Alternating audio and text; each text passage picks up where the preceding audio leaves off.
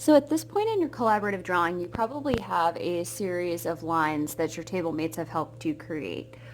We did a series of prompts last time that said things like draw a bold line that entered the opposite side of the page, or add on a curved line that is thicker, or things like that.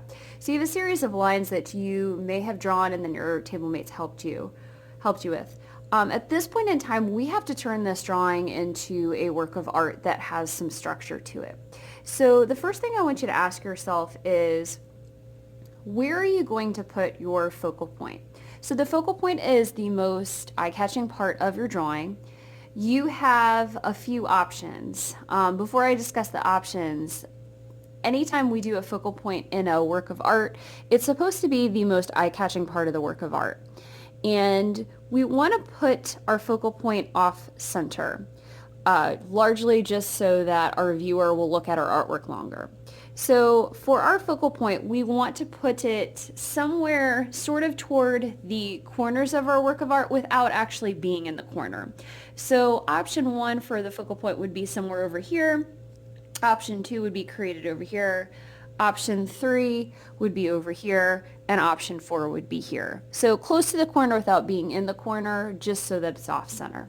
Okay, so at this point in time, I am actually going to choose one area to work with, and then I'm going to start creating a series of shapes that are just sort of in that area that I can then later on fill in with color. Okay, so here's what I have. So I think I'm going to just kind of build off of what already exists here. I can draw on top of some of these lines that have already been created. I can use them to help me. In fact, I might use the bottom part of this line to create another shape. I'm going to make another one go off the page. Ooh, I like the way this looks.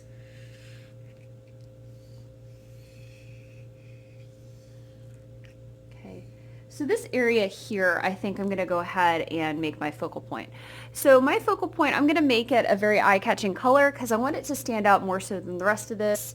And eventually I'm going to turn it into a fade, but probably not right now. So I'm going to outline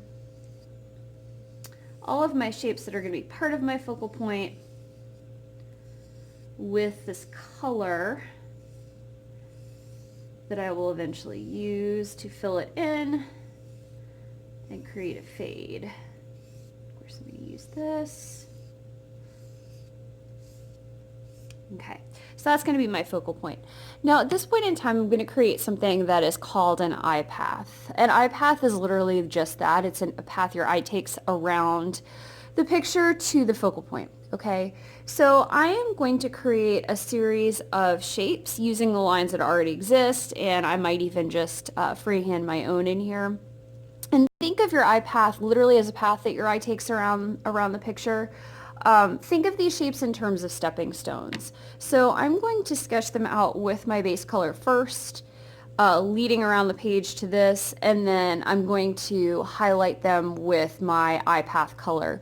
Your eye path color probably shouldn't be the same color as your focal point, because remember, the eye path is leading to the focal point, and we want this area to be the most eye-catching. So we're going to spend most of our time on this. We want to downplay our eye path color. So eye path, we're going to start it off the page, and I'm going to add a line here. I'm going to use this line. I'm going to use part of this here. I'm going to draw over top of something already created.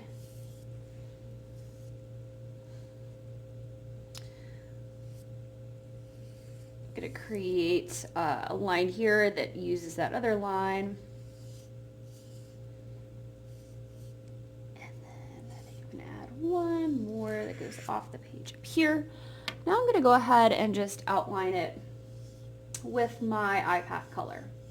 So this shape's going to be part of my eye path, as is this one, as is this one. And you'll notice at this point in time, it's starting to look very stained glass-ish and have a little bit more structure to it.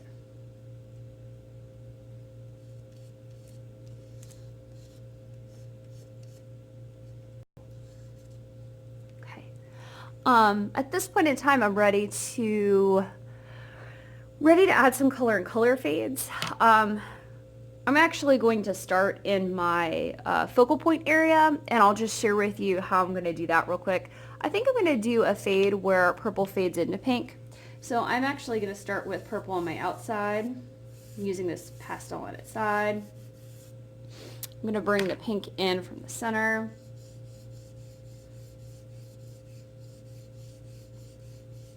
Start to fade it out into the purple, either direction. I'm going to add a little bit more purple for good luck toward the edges. Ooh, that even looks cool right now. Okay, then at this point in time, I would make sure I have clean fingers. I would clean off my hands. And then I'm going to go ahead and set the powder lightest to darkest.